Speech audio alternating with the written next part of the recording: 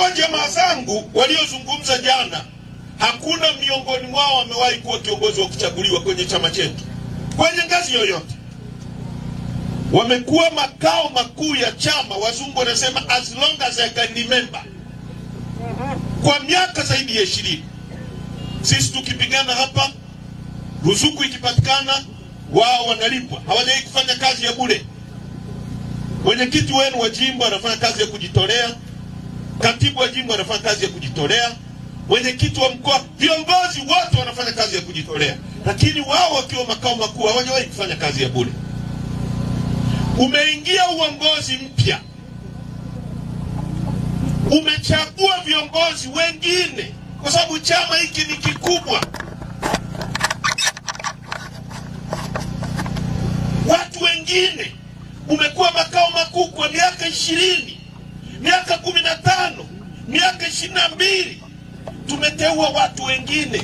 Anapoingia mtu, hata anapoingia rais, anaandaa baraza lake la mawaziri, anaweka jingine.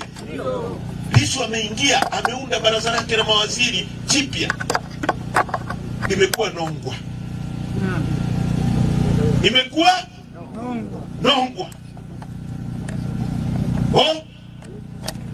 Chama hiki kuna ubaguzi.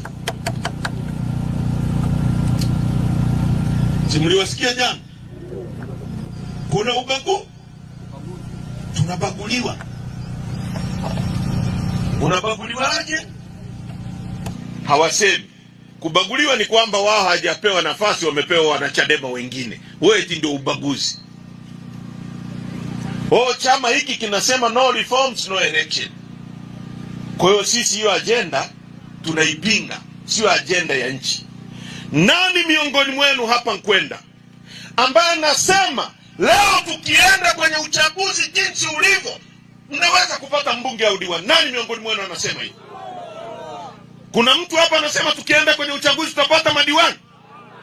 Kuna mtu anasema tukienda kwenye uchaguzi tutapata mbunge?